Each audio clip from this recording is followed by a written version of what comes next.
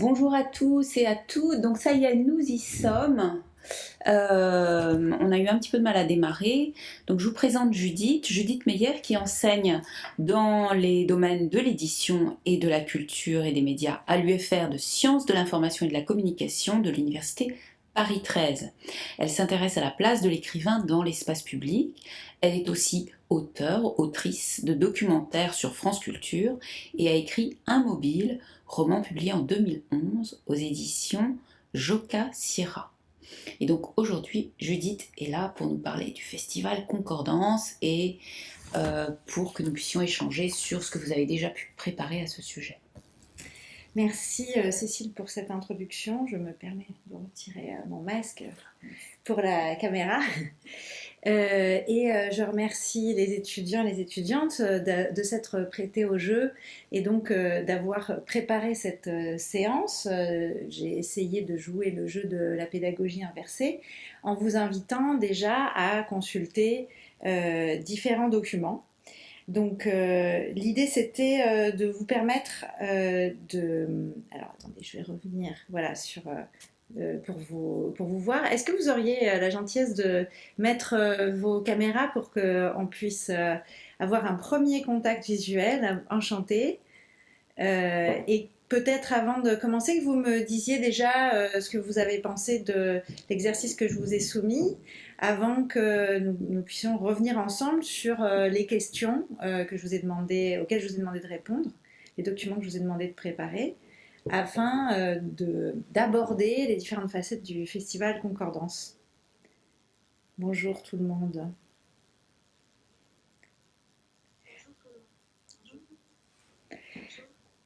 Et enchantée. Ah voilà, on vous entend mieux. Alors, j'ai vu que apparemment, il y a une personne seulement qui a répondu aux questions. Et deux personnes. D'accord, effectivement. Alors, je crois que tout le monde a joué le jeu, mais tout le monde n'a pas forcément indiqué ses réponses sur le document. C'était très complet. J'ai été vraiment très favorablement surprise par la qualité et l'approfondissement de vos réponses. Donc, je voudrais savoir, déjà, est-ce que vous connaissiez ce festival avant de recevoir ma feuille de route? Est-ce que vous pouvez me répondre? N'hésitez pas à prendre la parole directement. Bonjour. Bonjour. Moi, franchement, c'est la première fois que je fais la connaissance du Festival de Correspondance. C'est grâce à ce séminaire, grâce à Madame Cécile Narjou, donc j'ai visionné la représentation de Amala, une seule représentation que j'ai vue et j'ai lu les textes. C'est mon premier contact avec ce festival. Voilà. D'accord. Et qu'en avez-vous pensé? Est-ce que vous étiez surprise, intriguée, curieuse? Oui, franchement, au début, j'arrive pas à comprendre le mouvement, la signification du mouvement du corps, franchement, hein. Mais par la suite, lorsque je lisais le texte et en parallèle, je regardais donc la représentation, je commençais à me faire une idée. Voilà. Mais c'est tout. Qu'est-ce que vous voulez Oui. dire par je ne comprenais pas la signification du mouvement du corps? C'est-à-dire, c'est-à-dire la signification de du mouvement sans parole, puisqu'il n'y a pas de parole, donc c'est seulement le mouvement, c'est le corps qui est dans ses ondulations, et le mouvement, c'est l'expression du corps, quoi. Il n'y a pas de mots, et je pense même la musique, c'est un petit parfois. Donc, on est habitué à lire un texte, à avoir le contact avec les mots, avec les phrases, et de construire la signification. Donc, du coup, c'est un petit peu nouveau. Ça a été un peu déstabilisant de découvrir que des auteurs, finalement, pouvaient faire autre chose que de produire une parole intelligible. Si je comprends C'est pas bien. déstabilisant, moi je vais dire c'est innovant, et la nouveauté, elle est toujours, parfois, elle met un petit peu de difficulté. Mais je pense que par la suite, on s'habitue à comprendre donc cet art, ce type d'art. D'accord. Et peut-être Merci Radia, voilà. Ouais, merci Pardon. beaucoup Radia. Pardon Judith, mais peut-être Judith, pourrais-tu nous expliquer ce que tu fais à concordance pour concordance, parce que Je vais ça, je ne l'ai effectivement. pas expliqué. Oui, pardon. Alors effectivement, là, j'entre dans le vif du sujet sans avoir pris le soin de recontextualiser ce dont on parle. Donc Cécile Narjou a fait appel à moi et je l'en remercie pour parler dans le cadre de ce séminaire consacré à la littérature hors du livre. Euh, Le séminaire parle d'écrire le corps dans les fictions contemporaines. Et on est parti. Oui. Et on est parti de l'idée de cette remarque de Sylvie Germain disant mais que se passe-t-il aujourd'hui avec le corps? Il y a les écrivains mettent le corps partout, le corps partout, le corps partout.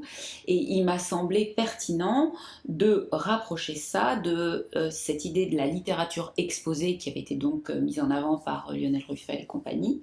Parce qu'il me semblait qu'effectivement, non seulement le corps était très présent, encore qu'on n'ait pas eu le temps d'explorer tant que ça jusqu'à présent, on en a exploré un petit peu de littérature contemporaine intéressée par la représentation du corps, mais il m'a semblé aussi intéressant de faire le point avec toi sur ce sentiment que le corps n'est pas seulement dans les livres, mais hors les murs, hors les livres, sur scène, voilà, que l'écrivain promène son corps partout désormais.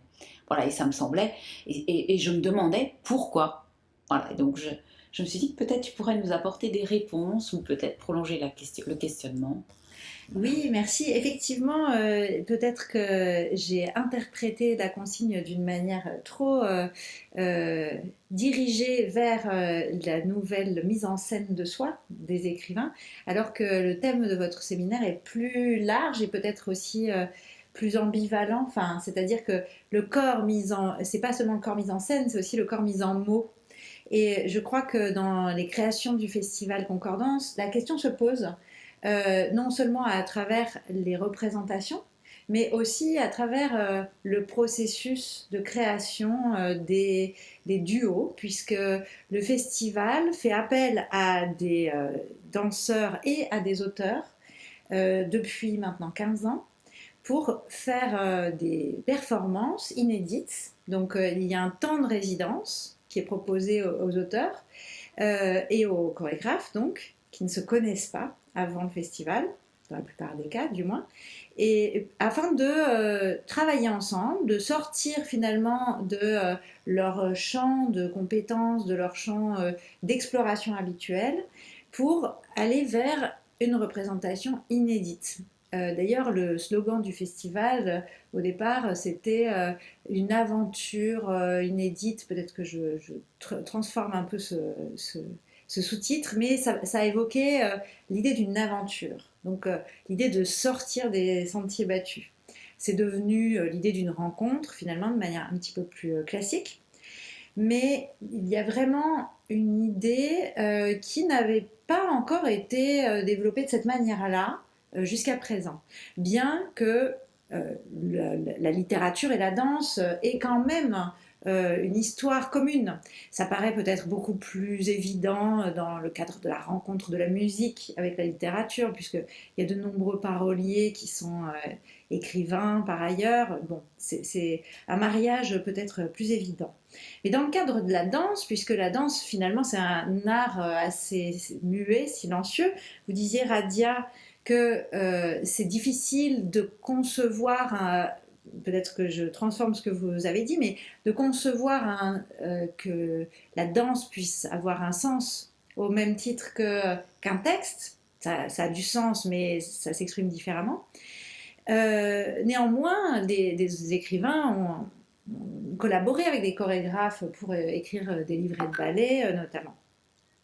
Mais en littérature contemporaine, malgré des liens tissés avec d'autres secteurs artistiques, puisque la transversalité est quand même assez répandue depuis au moins 20 ans, à la fois pour les arts de la scène et pour la littérature, eh bien c'était un champ qui n'était pas encore vraiment exploré. Et d'ailleurs, le festival Concordance est resté relativement confidentiel. Alors, j'ai le regret de vous dire qu'il disparaît après cette dernière saison, cette année, qui commence d'ailleurs, qui vient de commencer ou qui commence ces jours-ci, dans les circonstances que l'on sait, donc il va y avoir assez peu de représentation, malheureusement. Mais le directeur, Jean-François Munier, finalement occupe de nouvelles fonctions puisqu'il devient directeur du Théâtre L'Étoile du Nord. Et donc ça ne lui permet plus de mener à bien ces deux missions en parallèle, puisque c'est beaucoup de travail, effectivement, que de passer commande, en fait, auprès de chorégraphes et d'auteurs. C'est aussi la spécificité de ce festival. C'est pas seulement de faire appel à des artistes pour présenter leur travail, mais il s'agit de leur commander vraiment une œuvre inédite. Donc il y a un certain nombre de difficultés, puisque, on l'a dit, les auteurs ne connaissent pas les chorégraphes, ils doivent produire une œuvre inédite en résidence, donc il faut pour cela trouver des lieux qui accueillent les artistes, afin de leur permettre de créer, de répéter ensemble. Et puis il faut aussi trouver des lieux qui vont accueillir les performances pour les présenter à un public. Et c'est rarement, enfin, il arrive que ce soit des scènes au sens habituel du terme, des théâtres, par exemple le Centre national de la danse, le CND à Pantin, mais il s'agit aussi d'investir des lieux qui reçoivent occasionnellement, mais souvent ça n'est pas le cas, des artistes, des comédiens, des acteurs pour faire des représentations dans leurs murs. Donc moi, je suis enseignante. Pardon. Je suis enseignante en sciences de l'information et de la communication, et dans ce cadre, j'ai initié un cycle de rencontres mensuelles avec des auteurs il y a 9 ans maintenant.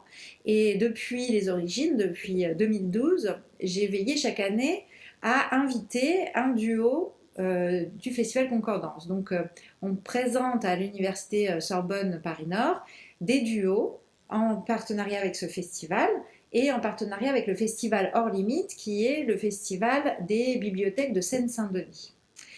Donc déjà, le fait de se produire dans une salle qui n'est pas un théâtre, mais une salle banalisée dans une université, ça change les codes de représentation, ça change aussi la manière dont le public va percevoir ce qui se passe face à eux, face à soi. Et puis, c'est évidemment pas du tout le même équipement en termes de lumière, en termes d'espace. Voilà, il faut s'adapter. Et alors, plus difficile encore, on parlait des bibliothèques de Seine-Saint-Denis, les performeurs, les artistes, le duo inédit se produit souvent en bibliothèque. Donc en bibliothèque, il n'y a pas d'espace dédié. Enfin, ça arrive qu'il y ait des espaces dédiés, de plus en plus peut-être, compte tenu de l'évolution justement des représentations de la littérature. Mais souvent, les artistes doivent se faufiler entre les rayonnages. J'ai pu voir aussi des représentations dans des librairies, donc avec des toutes petites jauges. Donc vraiment, c'était le monde d'avant, puisqu'on se serrait dans le public pour essayer d'apercevoir un bout du spectacle, et il y a des choses qui nous échappaient. Mais ça ajoutait une dimension très poétique aussi à l'événement. Et la performance n'était jamais 2 fois la même, ou très rarement. Donc il y a quelque chose aussi d'éphémère dans ce temps qui est celui du festival, toujours au printemps, mars-avril, bien que ces commandes-là puissent donner lieu à des représentations ailleurs, lors de tournées. Les spectacles peuvent être achetés par d'autres structures, d'autres institutions, et être représentés hors de Paris, hors de l'Île-de-France, voire à l'étranger. C'était le cas, par exemple, pour la performance de It's a Match de Sylvain Prudhomme et Raphaël Delaunay en 2016, qui a pu être représentée en Colombie lors de l'année de la saison colombienne, de la saison française en Colombie, pardon. Je reviens brièvement sur les origines du festival, sur le fait que Jean-François Munier, qui a travaillé notamment pour des compagnies de danse, voulait d'abord associer ces duos à des lieux en Île-de-France. Et puis, et comme je viens de l'indiquer, en fait, ça a pris davantage d'ampleur au fur et à mesure des années.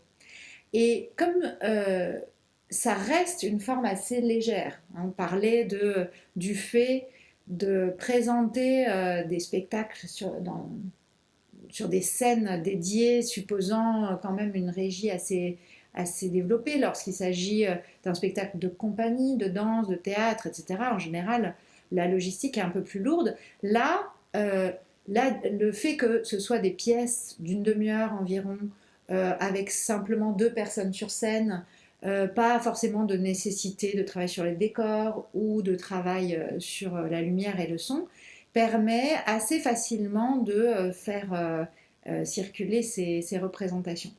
Néanmoins, euh, ça n'est pas non plus comme dans un festival classique le projet. L'idée n'est pas de vendre un spectacle.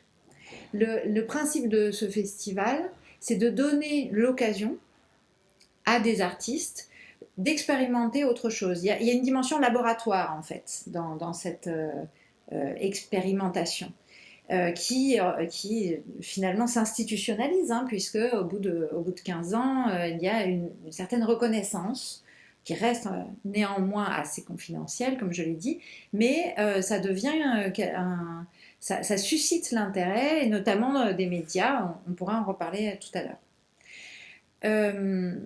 Est-ce que à ce stade déjà vous avez des questions par rapport à ce que je viens de dire, ou par rapport aux lectures que je vous ai soumises, aux lectures ou aux captations que je vous ai données à voir? Est-ce que vous avez des questions ou des remarques à me soumettre?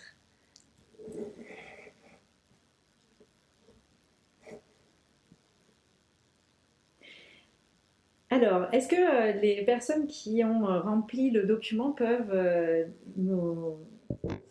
J'essaie de combiner logistique et parole spontanée, c'est pas évident. Est-ce que les personnes qui ont rempli le document de façon assez approfondie sont disposées à prendre la parole et me dire, comme Radia, si vous aviez déjà entendu parler de ce festival?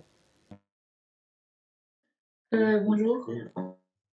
Bonjour. Ah, par- Bonjour. euh, oui, moi personnellement, je n'ai jamais entendu parler de ce festival, mais j'ai trouvé très intéressant en regardant les différentes performances de différents chorégraphes et d'écrivains, j'ai trouvé que c'était très intéressant de voir comment chaque duo faisait interagir le texte et le corps, enfin, les mouvements du corps avec le texte et comment le texte pouvait être manifesté à travers le corps.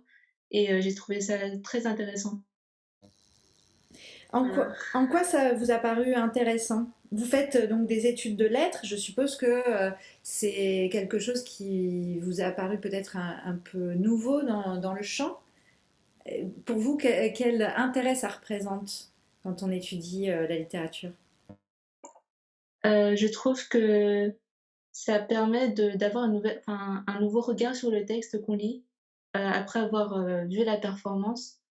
Et ce que j'ai trouvé très intéressant, c'était la différence de mettre en scène le texte lors des performances. Par exemple, je pense à la performance de Camille Laurens et de Joan Layton, qui est très rythmée et très musicale, alors que, par exemple, la performance de Célia Oudard et de Michael Filippo, elle est plutôt elle cède de musique, mais il y a des dialogues, il y a le corps, enfin, les artistes parlent, alors que je ne sais plus, alors que dans la performance de Denis Lachaud et de Amala Dianor, la performance est beaucoup plus silencieuse et le corps, j'ai plus l'impression que c'est le corps qui parle plutôt que le texte en fait. Et de voir ces différences entre les performances, ça m'a intriguée, ça m'a intéressée. À votre avis, pourquoi dans certaines performances il y a plus de texte et dans d'autres il y a davantage la présence du corps? Est-ce que vous avez des hypothèses là-dessus? Je pense que ça doit ça doit provenir des intérêts des artistes.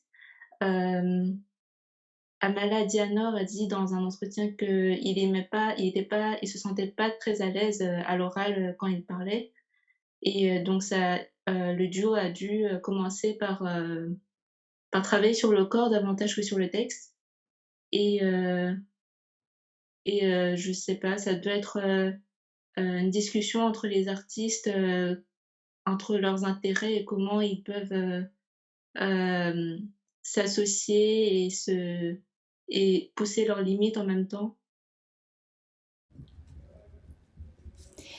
Oui, et moi j'ai aussi envie d'intervenir parce que j'ai été j'ai trouvé aussi l'examen de enfin, l'écoute et le regard enfin, le visionnage de ces performances très très intéressant. Et alors, puisqu'on parle de celui d'Amala Dianor Denis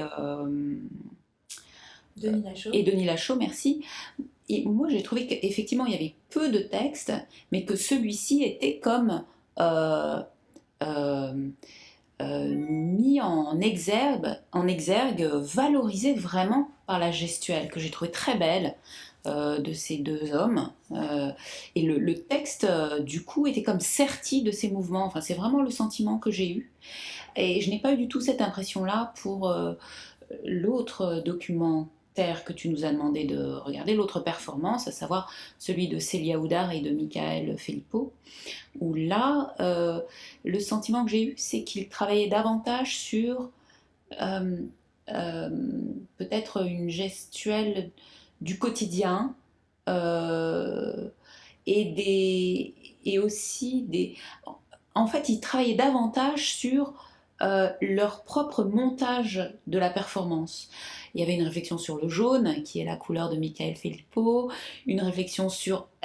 on voyait que Célia Oudard avait mis en texte son propre rapport à la danse, ou au corps dansant, au travers de ce professeur. Donc chacun a essayé d'y mettre du sien, mais d'une manière euh, à la fois plus verbalisée et voilà, j'ai envie de dire plus quotidienne, alors que je n'ai pas d'autres mots dans l'immédiat comme ça, alors que chez Amala Dianor et Denis Lachaud, j'ai trouvé qu'il y avait une transfiguration, voilà, et par les mots et par les corps, une performance assez transfigurante et très belle en ce sens-là. Voilà. Je trouve que ce que tu dis est très intéressant, Cécile, parce que effectivement, il y a moins de texte, mais il y a peut-être davantage de conscience du contexte. Euh, et j'aurais tendance à penser que le fait que Denis Lachaud soit aussi metteur en scène peut jouer. C'est-à-dire qu'il n'avait peut-être pas, il n'éprouvait peut-être pas la nécessité de prouver que c'était bien lui l'écrivain, ou bien qu'il fallait absolument du texte dans la performance. Euh, alors que dans certaines autres représentations, il y a quand même une sorte de mise en parallèle du texte et de la danse. Alors c'est très variable, on ne peut pas faire de généralité, mais il arrive parfois que l'écrivain lise son texte ou l'enregistre, tandis que le danseur danse. Parfois il y a une inversion des rôles avec une prise de risque, mais dans cette performance en particulier, j'ai à nouveau regardé des extraits, moi-même des captations, puisque j'y ai assisté en présentiel, comme on dit aujourd'hui. Donc j'avais encore en tête les impressions que je gardais de ce moment-là. Mais en fait, en regardant à nouveau, je me suis rendu compte que souvent, le territoire de la scène est celui du chorégraphe. Et que l'écrivain est comme invité, un peu mal à l'aise. On parlait du corps. Même lorsque l'auteur doit s'exprimer ensuite pour parler de son expérience, on sent que sa place dans l'espace, elle n'est pas tout à fait acquise. Alors que le chorégraphe, lui, en fait, il expose son corps, il joue avec, il en a l'habitude. Je ne sais pas si vous avez eu l'occasion de jeter un petit coup d'œil à la captation de la performance de Raphaël Delaunay et Sylvain Prudhomme. Je peux vous en montrer un petit extrait. C'est tout à fait là-dessus que Raphaël Delaunay joue, par exemple. Elle essaye de déstabiliser vraiment au sens propre Sylvain Prudhomme. Mais chez Denis Lachaud, il n'y a pas cet embarras. On sent qu'il est quand même déjà habitué à être sur scène. Alors, je vous montre juste. Ça, c'est le. Oui, pardon. C'est les dernières archives concordance de la saison 7. Donc vous voyez, je vous montrerai toutes les archives dont je dispose tout à l'heure. On n'a pas exactement le même format de publication. Et dans cette dernière édition, on a des photos en couleur et on voit une photo notamment de ce duo. Je ne sais pas si on la voit bien hein, à la caméra. Mais les deux artistes sont sur un plan d'égalité. Voilà. Merci. Vous avez Denis Lachaud face à Amala Diana. Alors, donc je vais mettre le lien dans le... pour faire... ouais, commencer, voilà. Je vais mettre... J'arrête de partager. Je mets le lien dans le chat. La conversation est là. Commande V. Voilà. Et je vais vous demander de regarder, donc du coup chacun de son côté, c'est un peu moins convivial, à peu près jusqu'à 2 minutes 58, ouais, 3 minutes disons. D'accord ? Regardez 3 minutes, on regarde de notre côté, et puis on fait le point dans 3 minutes. Après, un peu plus loin, elle le déstabilise et elle enlève notamment l'un de ses appuis et elle dit bah regardez quand on l'empêche quand on lui enlève un de ses appuis il est tout perdu et donc on voit qu'il y a une petite dimension moqueuse dans la posture de Raphaël Delaunay alors ou de son personnage hein, sur scène. Qu'en pensez-vous par rapport à ce que représente le corps de l'écrivain dans l'espace public, ce qu'il est censé représenter face aux autres? Il est vraiment tombé de son piédestal, là, Sylvain Prudhomme. Hein ouais, c'est pas l'écrivain tel qu'on le majestueux écrivain tel qu'on le conçoit. Vraiment, je sais pas ce que vous en pensez, hein, mais... Est-ce que vous pouvez vous exprimer? Je sais pas, par exemple, Oscar, Awa, Oscar? Oui, avec plaisir. Bonjour, bonjour madame.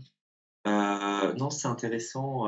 Et là, à l'inverse un peu de ce qui, moi, m'avait beaucoup intéressé sur les autres captations qui mettent en place vraiment un usage de l'espace par les corps. Là, dès le début, sur ces 2 minutes, je trouve ça très saisissant, la façon dont ces 2 corps sont proches et la façon dont c'est cette proximité elle-même. On a l'impression au début, cette proximité du menton sur l'épaule, qui donne lieu ensuite au recroquevillement qui alimente encore plus cette impression de proximité qui est peut-être aussi un aller vers l'intimité. Je sais pas, je n'ai pas regardé la captation, celle-ci, en amont, donc je ne sais pas ce que ça va nous raconter. Mais voilà, le fait qu'il y ait cette proximité des corps conjuguée à cette idée de ce personnage ou cette jeune femme, en tout cas, qui fait des commentaires sur l'aspect du corps, sur son toucher. Voilà, je me dis qu'il y a ce début d'intimité, en tout cas, qui se pose comme introduction là-dedans, que je trouvais très joliment fait, très doucement, très subtilement aussi proposé. Merci beaucoup pour votre analyse qui est déjà très approfondie en quelques secondes. Et effectivement, je crois que c'est intéressant de voir que même à travers les captations qui ne sont que des traces du moment de l'immédiateté du spectacle. Il y a ça aussi hein, dans le projet des performances, c'est de permettre la rencontre entre l'auteur et son public, alors que d'habitude, la communication littéraire, elle est par nature différée. Et même avec ces captations, il y a des choses qui se ressentent, comme vous l'avez dit, à travers le jeu de regard, à travers ce que la proximité des corps laisse entrevoir d'une intimité en construction. Alors c'est une intimité évidemment faite pour le spectacle, mais Raphaël Delaunay ensuite, dans l'entretien qui s'en est ensuivi, dit qu'elle avait l'intention de chercher une sorte de spontanéité, de justesse, d'authenticité et de naturel, pour être comme dans son salon, même si bien sûr elle n'a pas l'habitude d'avoir un public dans son salon. Et Sylvain Prudhomme indique quant à lui qu'il ne s'agissait pas de plaquer un texte préexistant, que rien, je crois qu'ils ont essayé lorsqu'ils se sont rencontrés d'adapter des textes qu'il aurait préalablement écrits, et puis en fait ça ne marche pas.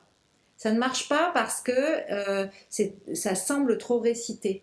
Alors que la mise en scène, le fait d'être face à un public, d'être dans l'instant, suppose qu'il y ait le surgissement de l'imprévu, qu'il y ait de l'improvisation finalement. Et pour revenir à ce qu'on disait tout à l'heure, c'est quelque chose qui est quand même beaucoup plus habituel pour un danseur que pour un écrivain. L'écrivain, il est toujours dans le contrôle finalement. Même il peut retravailler son texte, et son texte, une fois qu'il est publié, il est figé. Alors évidemment, on peut réécrire, on peut encore proposer des ajustements. Il y a quand même quelque chose du statut du texte qui éloigne cette parole écrite de l'instantanéité de la rencontre d'un interprète, hein, qu'il s'agisse d'un danseur, d'un comédien, d'un chanteur, de cette instantanéité avec son public. Et je ne sais pas si vous vous souvenez de ce moment-là, mais Denis Lachaud et Amala Dianor en parlent. Ils parlent du fait que lorsqu'on écrit, on a toujours été habitué, quand on était enfant, d'estimer que... Enfin, on a été rabroué lorsqu'on faisait des erreurs. Et quand on fait une erreur, on se fige. On a peur de continuer, on a l'impression que tout est raté, tout est par terre. Or, sur scène, en fait, on est obligé de composer avec l'erreur, parce que l'erreur arrive. Or, il faut réussir à retomber sur ses pattes. Et Amala Dianor disait que, finalement, ça, il a l'habitude. Beaucoup plus que de s'exprimer oralement. Mais Denis Lachaud, qui a l'habitude de la scène, dit, moi aussi, finalement, je vais réussir à me rattraper. Bon, ça se verra peut-être un peu plus, mais d'accord, je vais surmonter un peu cette crainte-là pour faire des raccords. Il ne le dit pas exactement comme ça, mais c'est ce que ça signifie. Donc c'est là aussi que on constate finalement à travers cette expérience que le statut du corps de l'auteur va avec une différence de temporalité. C'est-à-dire que vous acquiescez, Oscar, peut-être que vous vouliez compléter, je vous laisse peut-être la parole pour expliciter. J'acquiesce, ce que me semble très, très juste, effectivement. Donc voilà, j'acquiesce. Alors comment comprenez-vous justement cette idée que le corps de l'auteur dépend d'une autre temporalité, ou va plutôt s'ajuster à une autre temporalité que le corps du chorégraphe ou de l'interprète? Si je peux intervenir. Bien sûr.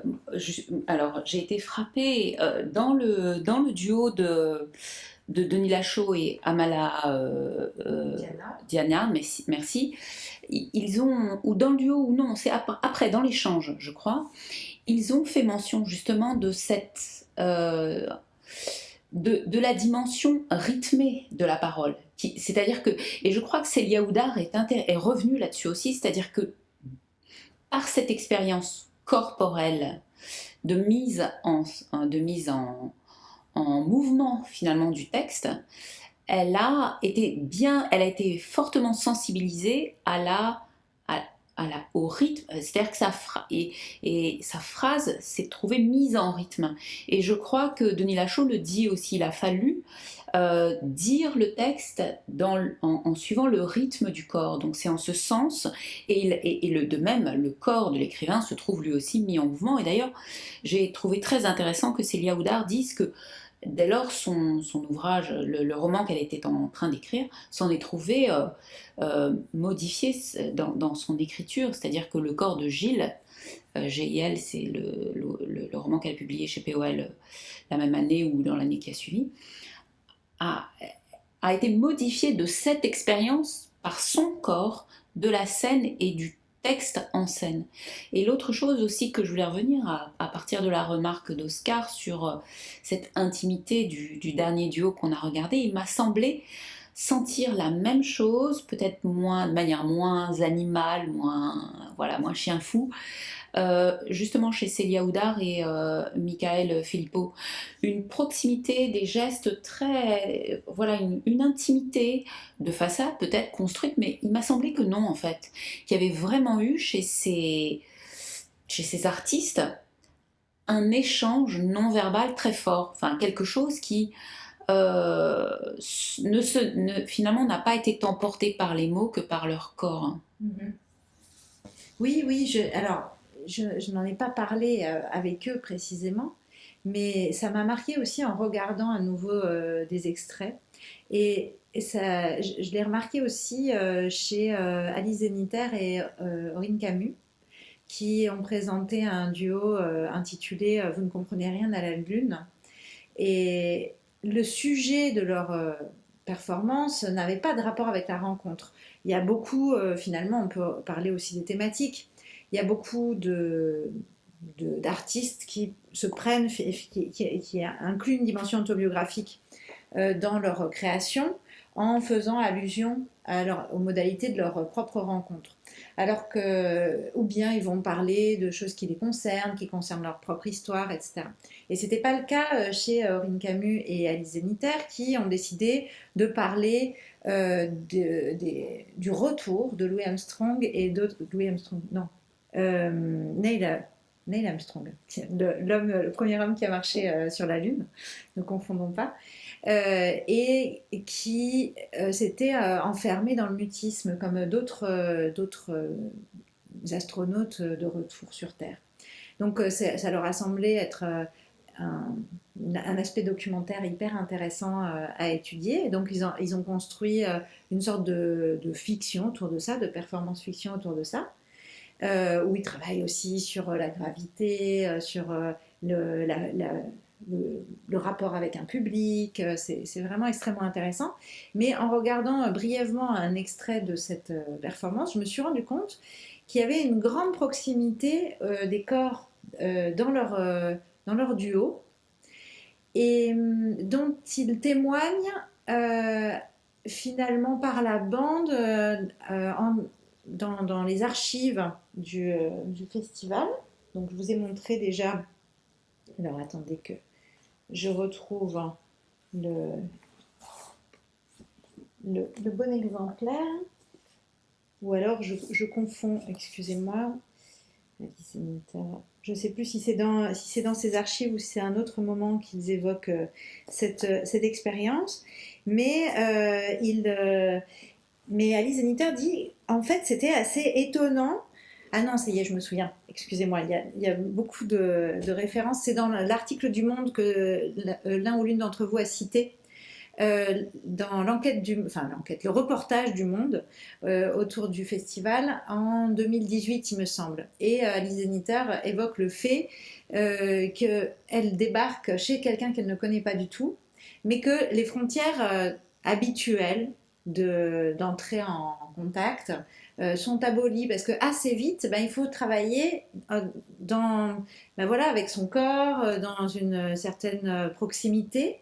Et elle n'évoque pas l'univers du jeu, mais moi je trouve qu'il y a quelque chose comme ça. Les enfants, finalement, ils ne s'embarrassent pas tant de codes quand ils se mettent à jouer ensemble, et ça implique les corps. Et donc, ce langage non verbal dont tu parles, Cécile, je pense que c'est ce qui est en jeu et qui va permettre de se rencontrer à travers les disciplines et à travers... c'est une rencontre humaine tout simplement. Là, on est en train de tourner un peu autour du pot, mais on en fait l'expérience un peu par défaut en étant à distance, en essayant d'être connecté comme ça grâce à des dispositifs technologiques. Mais finalement, il y a une dimension supplémentaire lorsqu'on se rencontre vraiment par les corps, par l'émotion, par la posture aussi. La façon dont Raphaël Delaunay, comment je pourrais dire ça, tâte Sylvain Prudhomme, et dont ensuite elle parle pour dire qu'elle l'a observé, qu'elle a vu comment il marche, comment il déambule. Je crois que Michael Filippo aussi évoque la manière dont Célia Oudard marche. À un moment, donc dans les archives, en fait, c'est pas seulement les textes qui sont présentés sur scène, c'est aussi des petites introductions proposées par les auteurs eux-mêmes, plutôt des retours d'expérience, dans lesquels parfois on va apprendre la manière dont eux-mêmes ont perçu l'autre. Alors je vais justement vous retrouver l'extrait du texte de Michael Filippo à propos de Célia Oudard. Ça s'appelle Biportrait Célia H. Alors je vous montre juste double page. Celle-ci est présentée d'une manière assez classique, mais vous verrez, je vous montrerai tout à l'heure que parfois il y a aussi des jeux, merci, il y a aussi des jeux de mise en page. Et en fait, Michael Filippo, d'une certaine manière, confie qu'il s'était peut-être trompé sur le compte de Célia, parce qu'il a perçu chez elle une certaine détermination en la voyant bouger. Je vous lis l'extrait. Un samedi midi, je suis chez moi, je reçois un mail de toi. Tu me dis que tu vis de manière éprouvante notre aventure, que ça se confirme, que la veille tu as ressenti des courbatures, des nausées, que ta voix était blanche. Je pense à ce qui s'est passé le jour précédent en studio. Cela ne m'a pas semblé violent.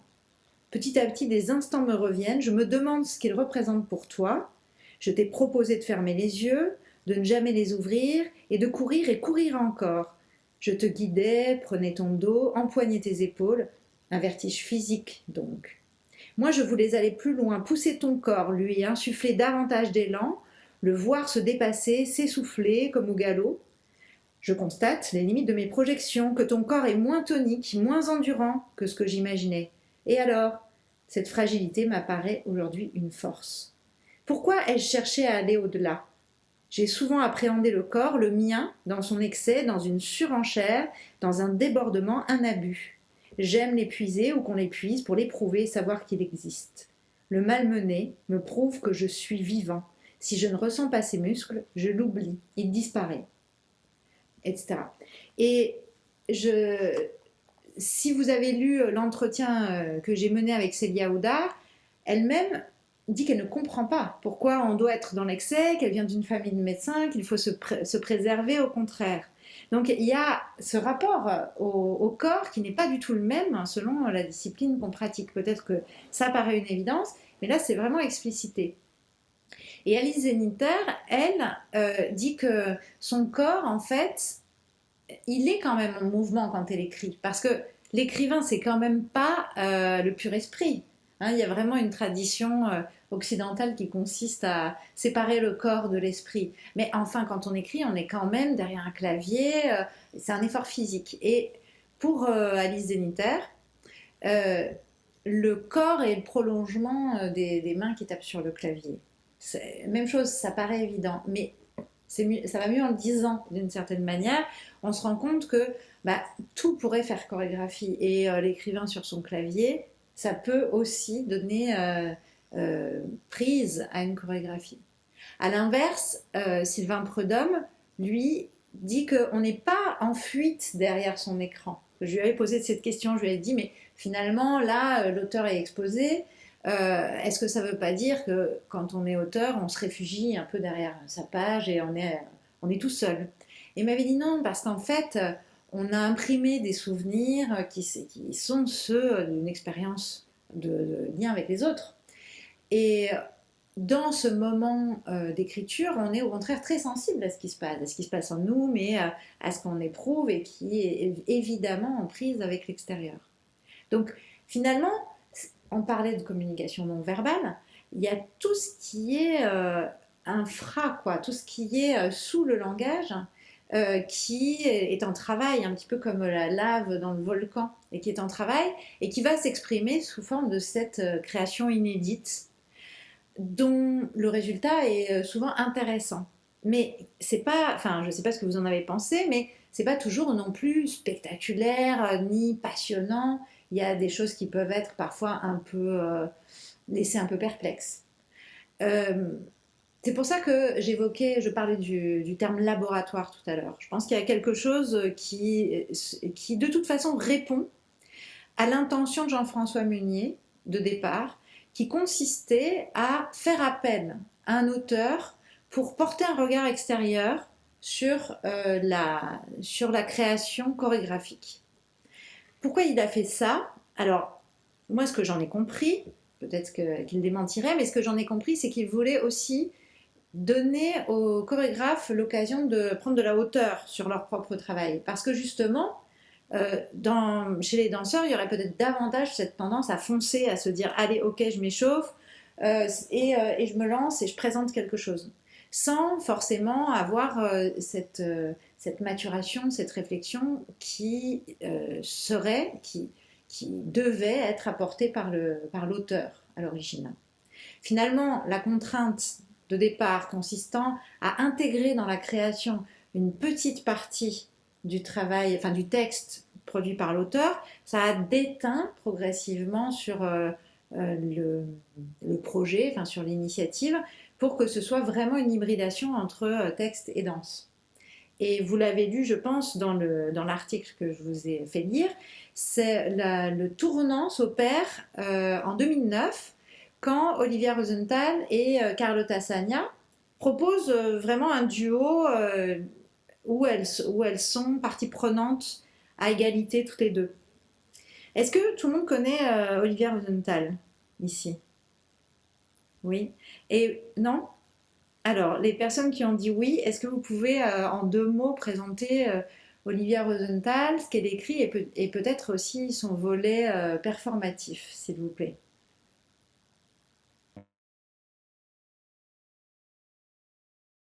Alors, non? Personne?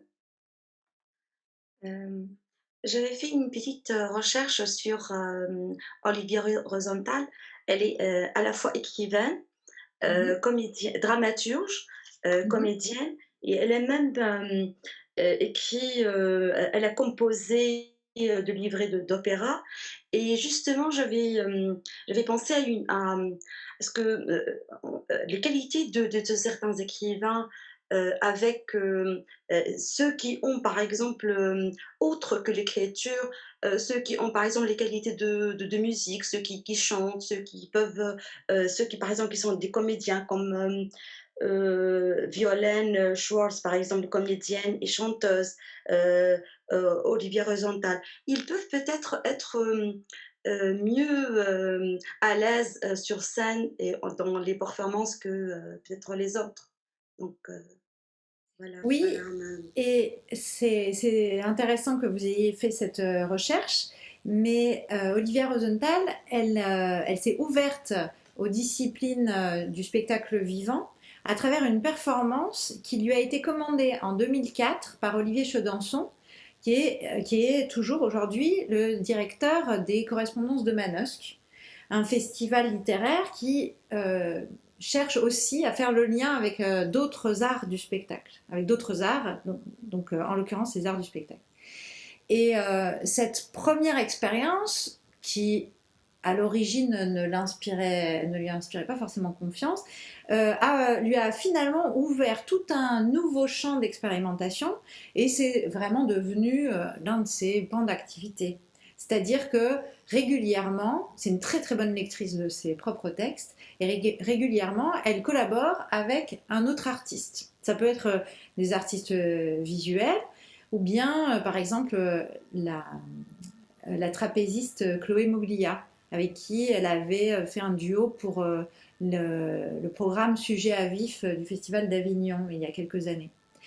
Donc, rompue déjà à l'expérience, Olivia Rosenthal se lance avec Carlotta Sagna en 2009. Alors moi, malheureusement, je n'ai pas vu cette ce duo, cette performance, mais il y a quelque chose qui me semble intéressant dans les connexions, vous voyez, entre plusieurs festivals qui finalement convergent dans cette intention d'amener la littérature sur scène et à travers les courroies de transmission que représentent certains auteurs qui se prêtent plus volontiers au jeu.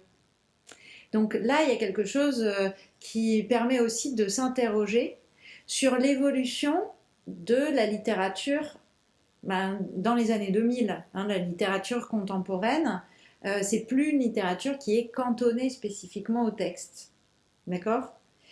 Est-ce que là-dessus, c'est quelque chose qui a fait écho, le fait de découvrir ce festival, est-ce que ça a fait écho à d'autres expériences que vous pouviez avoir d'une littérature mise en scène? Je peux me permettre, bonjour. Bonjour. Je vais penser à Pascal Quignard, qui est grand styliste en fait, et qui va de plus en plus vers les arts vivants. Et notamment, tout à l'heure, vous évoquiez la question de la fragilité.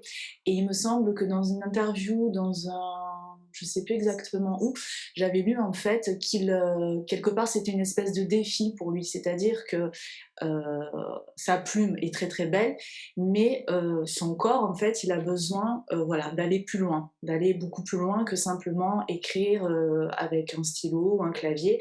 Et c'est vrai que la pratique de la danse lui permet d'agencer différemment le texte, un peu comme le disait Pierre Guyotat. Voilà. Oui, effectivement, moi j'ai pas vu ce qu'avait fait Pascal Quignard, mais je crois que c'était avec une danseuse de Buteau, si je ne m'abuse. Oui, tout à fait. Tout à fait. Vous l'avez vu ? D'ailleurs, peut-être si c'était pas Sylvie Guillem, qui a également en fait des fortes acquaintances avec la danse japonaise, et je me demande, parce que ça fait pas mal de temps, si c'était pas Sylvie Guillem.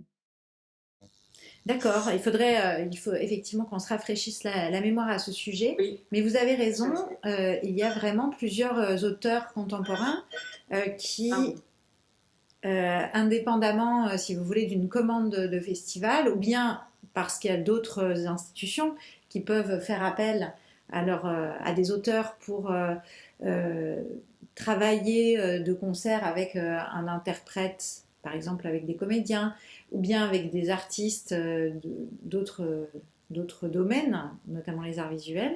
Effectivement, il y a quelque chose de la transversalité qui va se révéler davantage. Mais moi, j'aurais tendance aussi à remettre cette tendance, ce mouvement-là, parce qu'on pourrait penser que c'est une mode, en lien avec une histoire de la littérature. Parce qu'on a tendance aujourd'hui à penser que le texte prédomine et a toujours prédominé, alors qu'en fait c'est vraiment lié à l'histoire de l'édition. Finalement, c'est l'industrialisation de l'édition au XIXe siècle qui donne le primat au texte.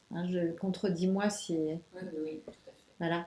Et alors que finalement, c'est Alain Vaillant, qui est historien de la littérature, qui rappelait justement dans son histoire de la littérature que dans le texte écrit, il reste quelque chose de l'éloquence. L'éloquence, c'est l'une des caractéristiques de la littérature des origines. Finalement, les premiers textes littéraires, ou en tout cas les textes littéraires de l'Antiquité, ou bien des périodes qui ont précédé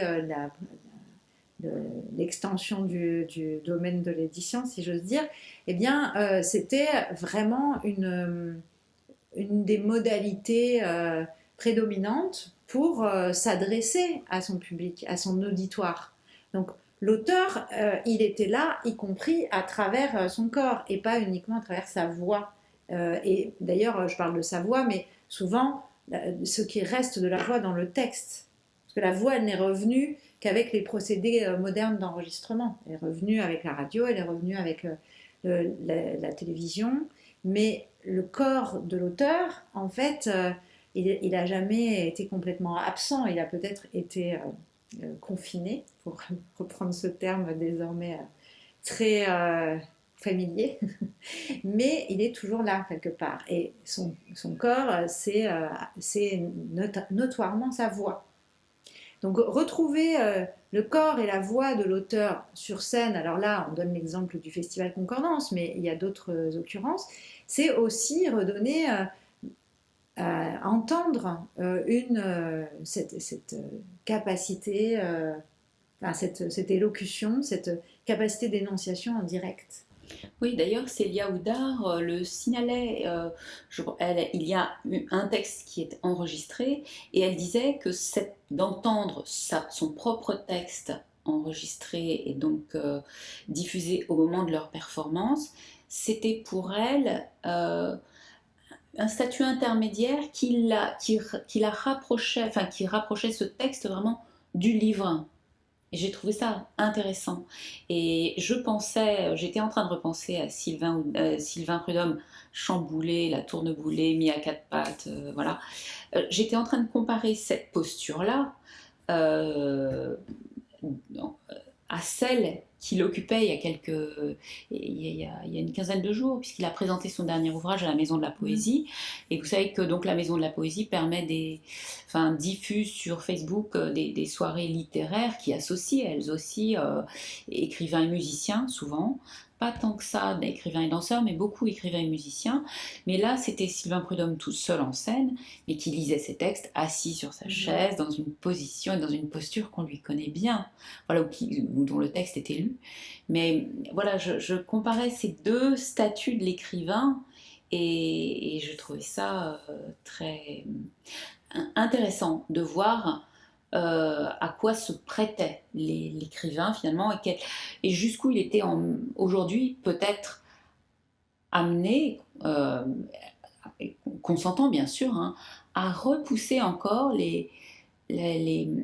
à changer sa posture, à sortir de cette posture que nous lui connaissons, voilà, d'écrivain écrivant ou d'écrivain lisant son propre texte, assis debout. Non, là c'était vraiment autre chose.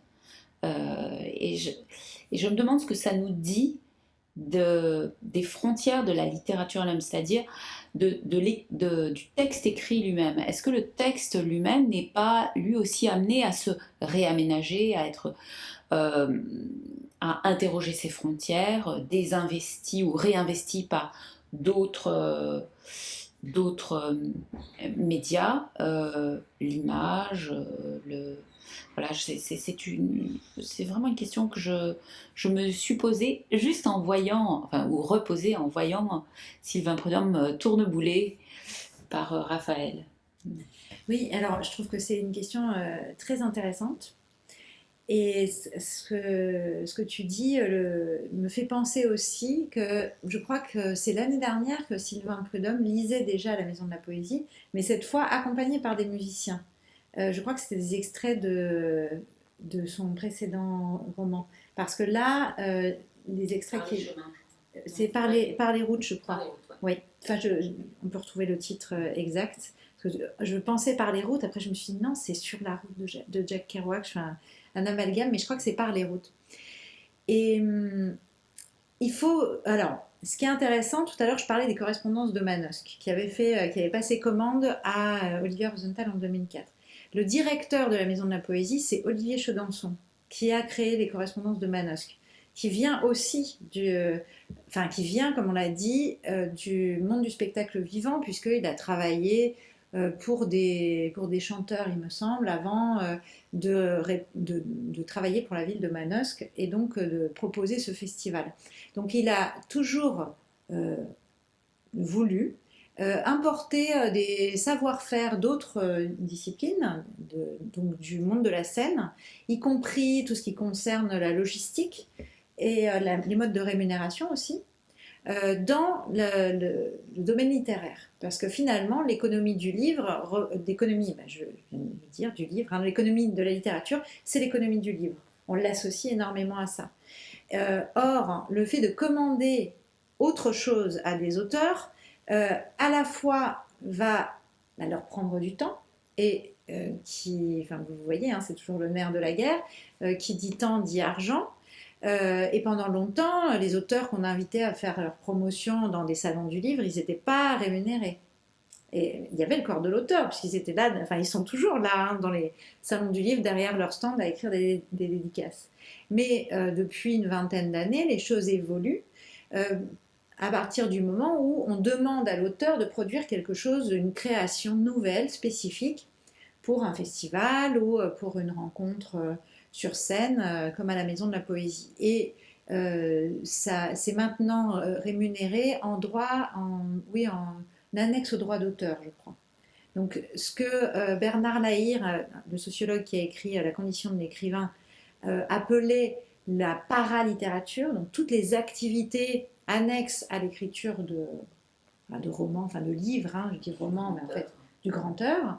Maintenant, je dis maintenant, ça dépend hein, évidemment des auteurs, ça dépend de beaucoup de paramètres, mais il y a, disons, une normalisation de ce type d'activité et qui permet aussi d'arrondir les fins de mois, puisqu'on sait que malheureusement, les tirages et les ventes moyennes d'exemplaires pour la plupart des auteurs ont diminué dans les 10-20 dernières années, comme l'a montré la dernière enquête sur les pratiques culturelles des Français. Donc il y a aussi cet aspect peut-être beaucoup plus pragmatique, mais qui entre en jeu. Et pour revenir à ce que tu disais sur la représentation de l'auteur en train de faire découvrir son œuvre, hein, même s'il est à la table et donc dans la posture, on va dire consacrée, un peu codifiée de l'auteur qui présente ton texte, qui le lit, etc. Il y a quelque chose comment dire, il y a quelque chose qui se joue avec le public. Et tu as interrogé le statut de l'image. Moi, alors là, je vous dis, c'est pas quelque chose à quoi j'ai bien réfléchi parce que c'est ce qui est en train de se jouer en ce moment. La Maison de la Poésie et les festivals en général, ont pour intention de réunir un public et les artistes. Or, en ce moment, eh bien, on l'a vu, ça fait 1 an que c'est quasiment impossible. Donc, que se passe-t-il ? Les institutions, pour exister quand même, proposent des rendez-vous, alors comme on le fait maintenant sur Zoom, mais le dispositif, en fait, il ne change pas vraiment. C'est-à-dire que ça ressemble à une espèce d'émission de télévision ou d'émission de radio, et finalement sans les techniques et les modalités propres à la radio, puisque dans une émission, on va avoir des temps beaucoup plus courts, de la musique, une technique qui est vraiment au service d'une écoute de qualité, etc. Et là, finalement, on a une captation un peu en tournée-montée, sans qu'il y ait tout cet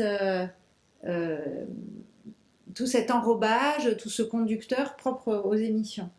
Donc, c'est comme si on essayait de reproduire ce qui se passe entre un public et les auteurs sur scène. Et en réalité, bon, je sais pas, je pense que tout le monde fait la même chose quand on va écouter une captation sur YouTube. Je parle pas des cours, là, je vois que vous êtes très attentifs, je vous remercie. Mais généralement, ce qu'on fait, c'est qu'on écoute d'une oreille et puis on va faire autre chose en même temps. On coupe, on revient en arrière, on se dit, je regarderai la suite demain. Et on perd vraiment l'intensité de la présence et de l'expérience collective. Donc, ce qui se joue en ce moment, on ne sait pas en fait. Hein, on verra avec le recul si ça permet de développer des nouveaux savoir-faire qui intègrent davantage la vidéo, l'hybridation d'une manière satisfaisante.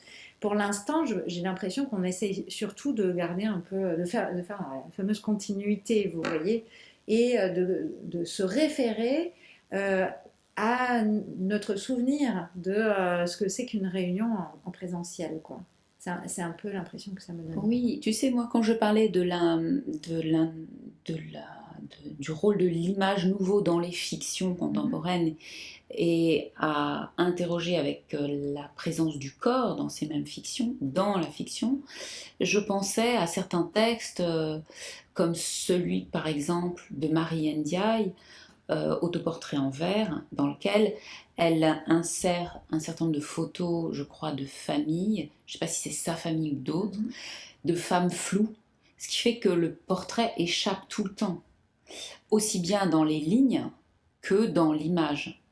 Je pense à Marie Dariussec, qui a travaillé donc sur la femme peintre allemande Paula Modersohn-Becker, et dans lequel donc elle y étudie, elle y reprend ses correspondances pour en faire une sorte de biographie fictive, enfin, ou biofiction. Non, c'est assez biographique, autobiographique, enfin c'est assez biographique, mais in fine ce qu'elle nous dit c'est allez la voir, ou ça, mais au musée, dehors. Comme si, en fait, le texte ne se suffisait plus à lui-même, comme s'il y avait une sorte de discrédit porté sur le texte dans sa capacité à saisir le réel, à saisir le corps, à dire le corps. Voilà, et qu'est-ce que tu en penses, toi, de ça? Est-ce que je pense que le texte ne suffirait plus à saisir le réel? Alors c'est très difficile de répondre à cette question autrement que par une impression totalement subjective. Peut-être que je continue d'idéaliser un peu la littérature parce que moi je pense que c'est quand même toujours possible. Et je me demande, alors j'ai pas lu ce texte de Marie Dariussec, ni le texte de Marie Dariussec, ni le texte de Marianne Ndiaye dont tu parles, mais je me demande si c'est pas aussi une façon quand même de faire littérature, c'est-à-dire en jouant sur le flou, euh, de proposer aussi une polysémie, une ouverture permettant au lecteur de coopérer, enfin, d'interpréter collectivement en fait ce qu'elle aura voulu dire avec toutes les ambiguïtés.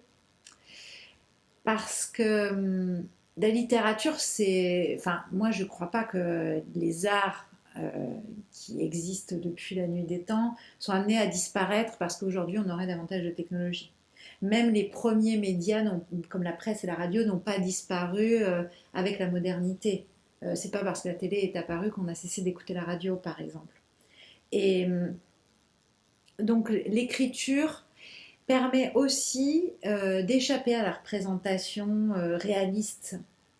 C'est-à-dire que la photo, la vidéo vont reproduire, entre guillemets, parce qu'évidemment c'est en 2 dimensions, mais vont chercher à reproduire le réel. Mais finalement, on parlait tout à l'heure de tout ce qui se joue de façon subtile, en infra, et moi je crois que c'est là l'espace de la littérature. Et oui, mais alors ce qui se joue de subtil en infra et qu'on a perçu dans ces performances-là, dans ces écrites, est-ce que finalement il n'y a pas une déperdition littéraire, puisque ce que nous percevons, ce n'est pas écrit, c'est mis en corps. Bon, ça passe par le corps. Et ma question, enfin la question que je me pose, voilà, c'est est-ce que finalement même ces performances elles-mêmes ne participent-elles pas à fragiliser, disons, ou à, paradoxalement, à jeter une sorte de discrédit sur la capacité de la littérature à se suffire à elle-même pour dire le réel? C'est intéressant, je ne m'étais pas forcément posé la question dans ces termes, parce que je ne crois pas que... Enfin, les auteurs, tu l'as dit, sont consentants, donc à se mettre un peu, à se fragiliser. Et là, je ne parle pas de la littérature, je parle d'eux en tant qu'écrivain, quoi, dont c'est le métier. Ils s'exposent, ils prennent un risque. Est-ce que ça les met en danger? J'aurais tendance à dire que non, finalement, on reste dans un cadre vraiment bienveillant.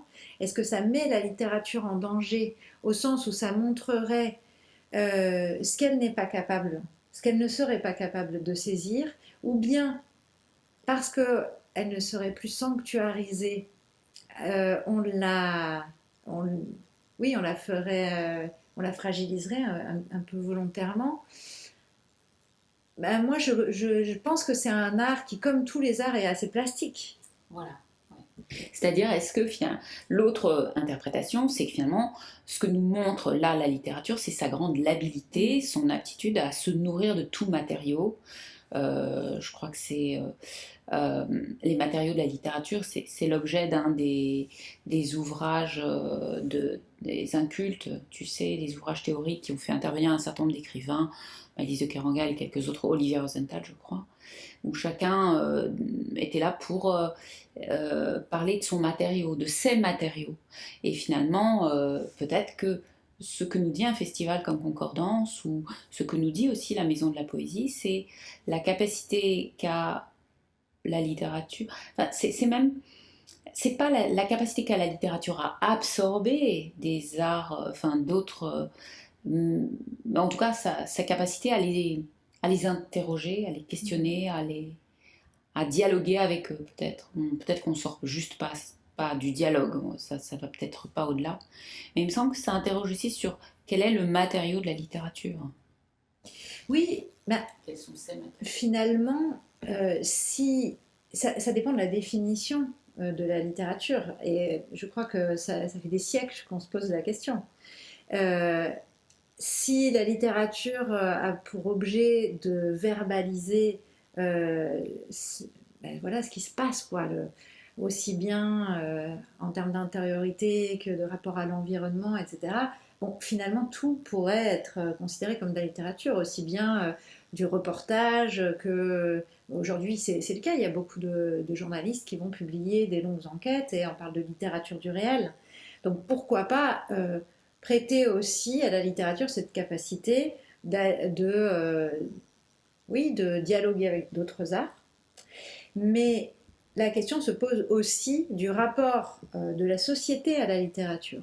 Parce que là, on est quand même en train de s'intéresser à un festival, j'ai dit tout à l'heure qu'il était confidentiel.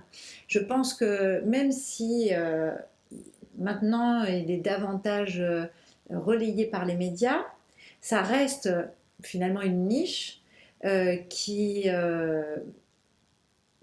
rendue peut-être accessible parfois à un public qui n'est pas habitué quand on va en bibliothèque dans le cadre du festival Hors Limite. C'est aussi pour permettre à des gens qui ne sont pas forcément familiers des salles de spectacle ou des librairies de voir quelque chose d'inédit. Même chose dans les universités, les écoles, etc. Mais aujourd'hui, qu'on le veuille ou non, de toute façon, l'espace de la littérature est réduit, c'est-à-dire les gens lisent moins. Enfin voilà, je parlais tout à l'heure de l'enquête d'Olivier Donat sur les pratiques culturelles des Français. Ben, il y a tellement de propositions de divertissement, de pratiques culturelles. Alors là, on peut parler de pratiques culturelles domestiques, mais même à l'extérieur, que la part de la littérature est réduite. Et même en librairie, de toute façon, la part des livres lus, la part des livres de littérature, vendus, est réduite également. Alors, moi, je ne crois pas que ça signifie la mort annoncée de la littérature. En revanche, ça raconte quand même qu'elle a perdu énormément de son influence et de son ascendant, alors qu'au XXe siècle encore, le grand écrivain le grand intellectuel, c'était le guide intellectuel, le guide spirituel de toute la société. Donc il y a un enjeu de posture qui se joue. Et moi, il me semble aussi, je voulais en parler également, qu'est-ce que ça représente pour un auteur de se prêter à ce jeu-là, de se mettre en scène. Parce que, on revient à ce que tu disais, prenons l'exemple de Sylvain Prudhomme, il faudrait lui poser la question à lui, mais ça veut dire qu'il n'hésite pas, en se mettant à quatre pattes et en se laissant triturer par une chorégraphe, il n'hésite pas à disons fissurer un peu l'image qu'on peut se faire de l'auteur qui a un ascendant intellectuel sur ses contemporains, etc. Peut-être parce qu'il ne se prend pas pour un grand écrivain, parce qu'il y a ça aussi, quel rapport on entretient avec l'image de soi vis-à-vis d'un public. Mais à l'inverse, moi je me demande si mener une telle expérience, ça n'apporte pas quand même un petit prestige, au sens du capital symbolique évoqué par Bourdieu. C'est-à-dire, on parlait tout à l'heure du fait que ça apporte une rémunération. Bon, généralement, on parlait de Pascal Quignard, je pense que c'est peut-être qu'il fait exception, mais généralement, les auteurs qui vont se prêter au jeu, c'est pas les auteurs les plus célèbres et dont les ouvrages sont les plus vendus.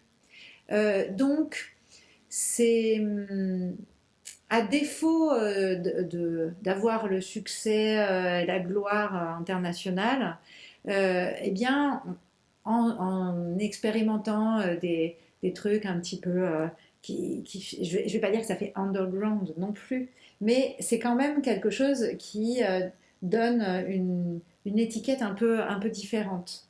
On n'est pas un auteur lambda, on est un peu alternatif en se prêtant au jeu du festival, de la rencontre avec un chorégraphe.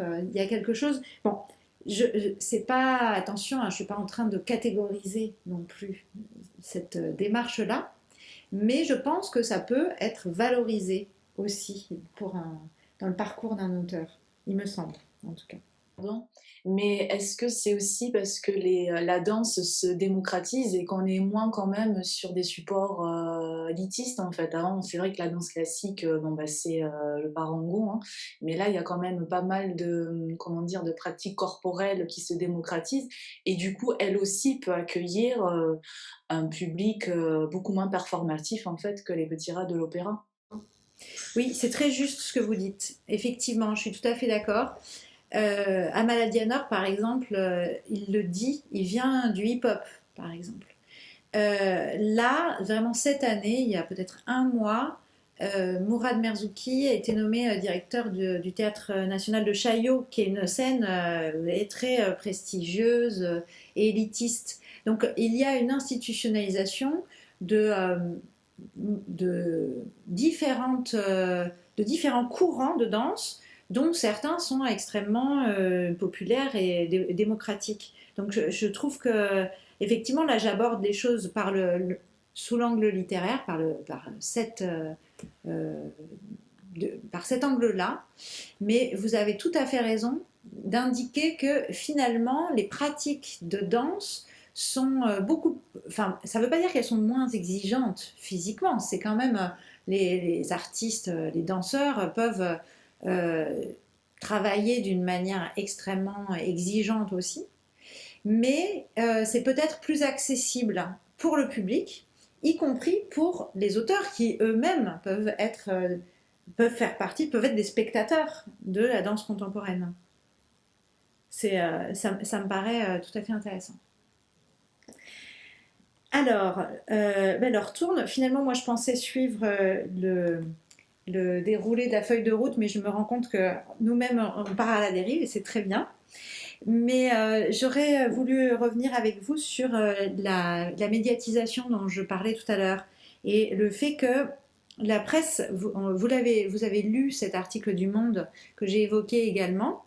Vous avez peut-être vu que Télérama, Libération, France Culture ont aussi, ces dernières années, parlé du festival. Alors, cette année, pas pour l'instant. Est-ce que c'est c'est très probablement dû au contexte sanitaire et au fait que le festival lui-même. Alors, je suis désolée, j'étais très contente d'avoir récupéré des petites brochures, puis je les ai oubliées chez moi. C'est vraiment dommage, mais vous pourrez voir le programme sur le site. Et le programme est resté édité, bien que de nombreuses représentations soient annulées. Certaines vont faire quand même l'objet de captation, même si la captation, à l'origine, le but c'était juste de garder des archives et non pas de remplacer cet instant avec l'intensité de la rencontre avec le public, comme on en parlait. Mais donc si les médias ont relayé ont parlé du festival ces dernières années, c'est probablement, je pense, parce qu'effectivement, il y a une reconnaissance qui commence à se développer de ce type de rencontres, qui sont de plus en plus courantes maintenant dans l'espace public. Alors, on donne l'exemple de la Maison de la Poésie, mais maintenant, finalement, ces formats-là ont fait des émules à travers différents festivals, y compris dans le cadre des salons comme le Salon du Livre ou bien le Livre sur la place à Nancy, qui sont un peu les, les mastodontes des institutions littéraires. Donc il y a cette idée que la rencontre entre les auteurs et le public peuvent revêtir différentes formes et devenir plus ludique à certains égards, parce que ça permet aussi d'avoir autre chose que simplement du dialogue. Et ça permet aussi d'avoir des lectures qui sont enrichies, augmentées d'une certaine manière.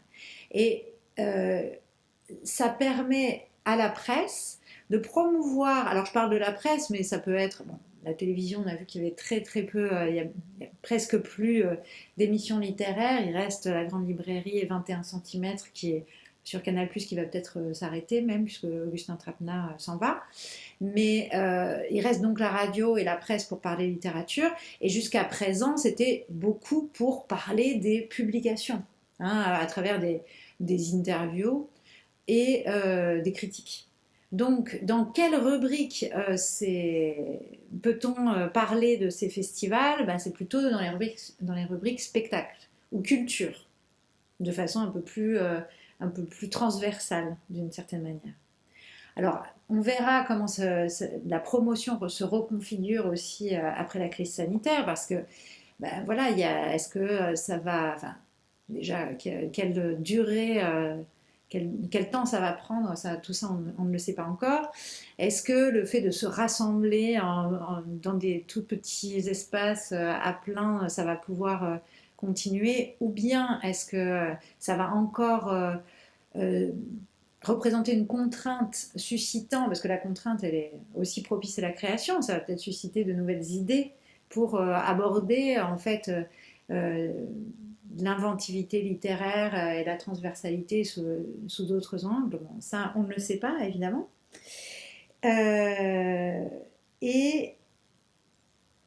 Et voilà. Ah oui, si, je parlais d'inventivité. Je fais justement une petite parenthèse. Le directeur du festival Concordance, je vous l'ai dit, il s'arrête parce qu'il dirige maintenant une salle, un petit théâtre qui est quand même conventionné dans le 18e arrondissement, le théâtre de l'Étoile du Nord.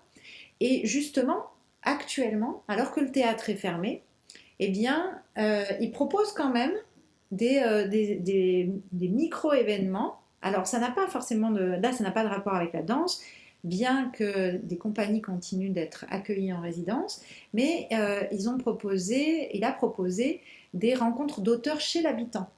Alors, je crois que c'était avant le deuxième confinement, ce qui permettait finalement à des familles ou à des familles et leur voisinage ou leurs amis, en toute petite jauge, de rencontrer un auteur en toute intimité. Ce qui, au départ, peut paraître une idée un peu saugrenue, parce que l'auteur, son intérêt, c'est peut-être aussi de faire connaître son travail au plus grand nombre. Mais on néglige assez souvent la qualité d'écoute qui naît d'une rencontre finalement privilégiée en toute intimité. Le fait d'avoir face à soi des lecteurs qu'on ne connaît pas et qui vont s'interroger sur le processus d'écriture, etc., c'est encore une autre forme de rencontre, alors où le corps est mis en scène sans être exhibé non plus.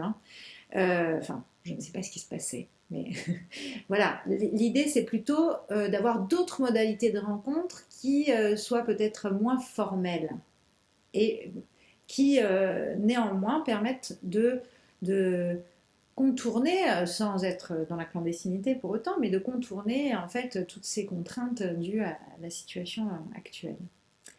Voilà. Je ne sais pas si j'ai fait le tour de ce que je voulais vous dire. Mais en tout cas, si j'ai encore des choses à vous dire en termes de vocalité, mais si vous voulez poser des questions ou livrer vos remarques, n'hésitez pas. Alors, pas de questions. Alors, je voulais vous parler non seulement de vocalité, mais aussi d'édition. Vous avez peut-être lu aussi l'article dont que j'avais publié dans The Conversation, où j'interrogeais non seulement Jean-François Minier, mais aussi l'éditeur des éditions L'Œil d'Or, qui a accepté de publier les archives du festival, mais on parlait d'archives, en fait, c'est un terme qui est un peu fourre-tout, pour évoquer plutôt on pourrait parler d'édition hybride, au sens où c'est parfois les textes qui ont été prononcés ou récités sur scène, parfois des retours d'expérience, avec des photos prises pendant les performances elles-mêmes. Est-ce que vous avez lu les extraits que je vous ai envoyés déjà? Oui. Oui. Alors, qu'en avez-vous pensé? C'est pas, parfois, il y a des petits soucis. J'ai vu qu'il manquait des lignes. Mais pour le peu que vous avez vu, est-ce que ça vous a intéressé, intrigué? Qu'en avez-vous pensé?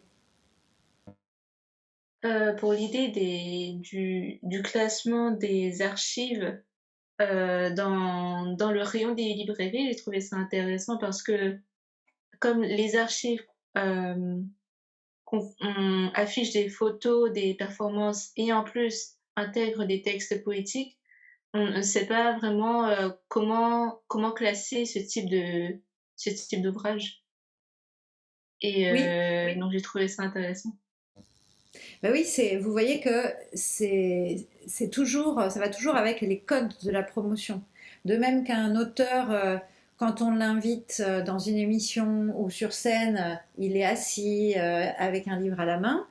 euh, la façon dont on va classer en librairie ou en bibliothèque la littérature par genre fait que si on s'éloigne de la poésie du théâtre, du roman, et j'ai fait le tour déjà, finalement. Si on s'éloigne de ces catégories-là, eh bien c'est très difficile de trouver une place en librairie, ou même simplement de distribuer.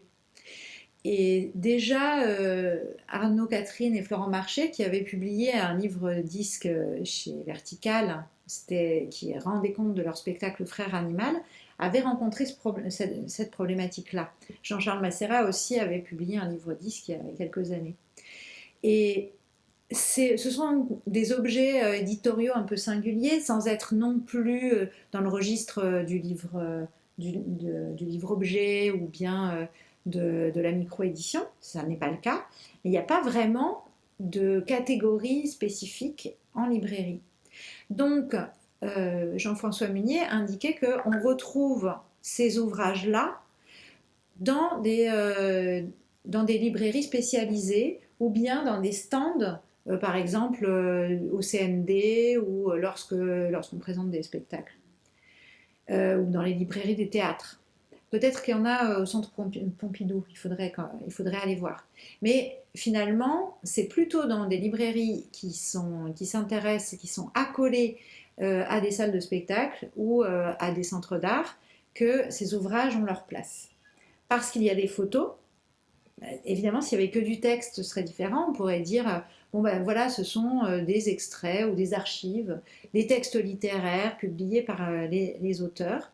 Mais c'est pas seulement ça. Il y a vraiment un statut mixte. C'est pas seulement de la littérature, justement, si on reprend la question de la définition.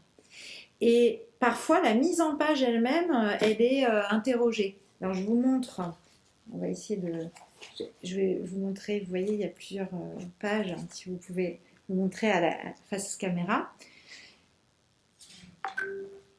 Donc là, un exemple de mise en page format paysage. Et vous voyez ici, on a l'impression que c'est des gribouillis. Mais en réalité, c'est l'auteur qui improvisait ses écrits, qui a improvisé sur scène. C'est-à-dire que on peut parler généralement de danse improvisée, de théâtre improvisé, et là, il a fait l'expérience de l'écriture improvisée sur scène. Donc, il avait des feuillets sur scène, sur lesquels il écrivait à toute vitesse, et il jetait ses feuilles par terre. Donc, il a conservé ces textes-là, et les copies ont été reproduites dans l'édition 3 de Concordance. C'était Jérôme Moche. Donc, c'est vraiment de la poésie expérimentale, hein. On est vraiment dans ce domaine.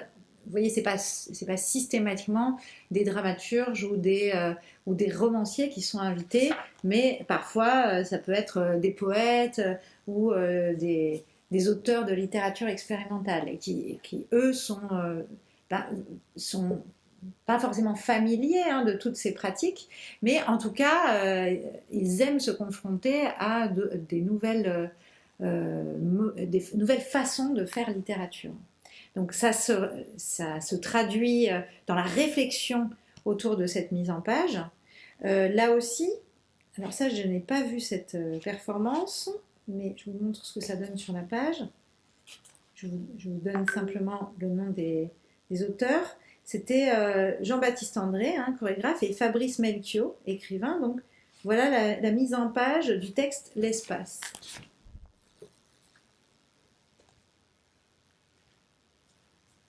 Donc il y a une disposition qu'on pourrait qualifier de poétique.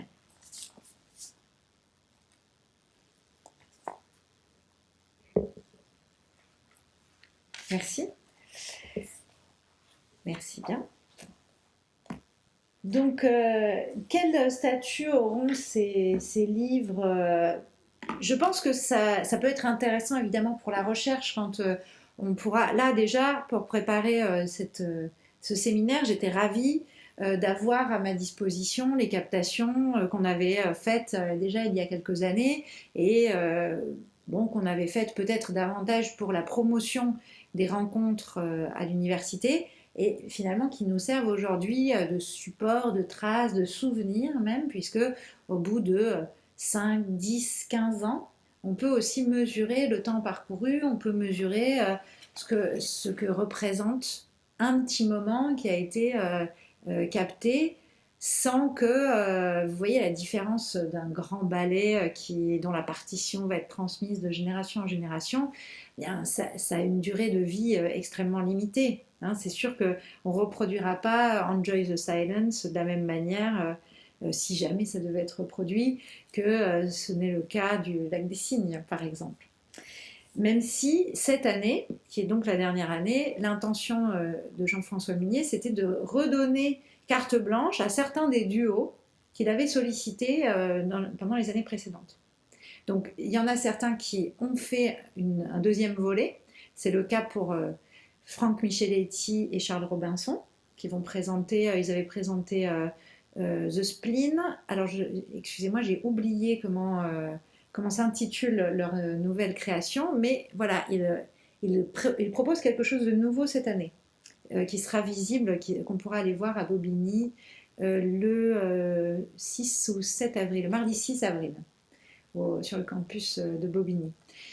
Mais une fois que le festival va s'arrêter, alors soit des chorégraphes et des auteurs vont spontanément avoir envie de se revoir ou de travailler ensemble, comme ça a pu être le cas pour, comme vous citiez tout à l'heure, Pascal Quignard et peut-être Sylvie Guillem. Mais est-ce que cette expérience aura l'occasion de se reproduire à l'avenir? Alors ça, nul ne le sait pour l'instant en tout cas. Il n'est pas impossible qu'à moyen terme, Jean-François Munier réintègre une partie festival dans la programmation de sa salle, mais évidemment, ça va dépendre d'un certain nombre de paramètres. Alors, je crois avoir fait à peu près le tour. Il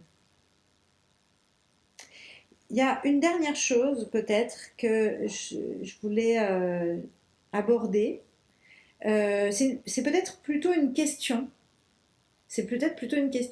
Tout à l'heure, Cécile, tu me demandais si le fait de confronter la littérature ou le corps de l'auteur, de confronter la littérature ou le corps de l'auteur de l'exposer finalement, ça ne risquait pas de fragiliser la littérature en tant que telle ou le champ littéraire, je ne sais pas comment on pourrait l'exprimer. Est-ce que si vous ne saviez pas, si je vous avais fait voir ces captations sans vous dire voilà c'est un festival de danse et littérature, est-ce que vous auriez pu mettre une autre étiquette là-dessus? Est-ce que vous auriez dit, ah oui, d'accord, ça c'est une performance de, et vous auriez intitulé ça autrement que danse et littérature? Est-ce que quelqu'un parmi vous peut me répondre? Juste en termes d'impression, hein. Je reformule ma question. Le fait d'avoir 2 personnes sur scène, est-ce que c'est de la danse? Est-ce que c'est de la littérature? Est-ce que c'est autre chose?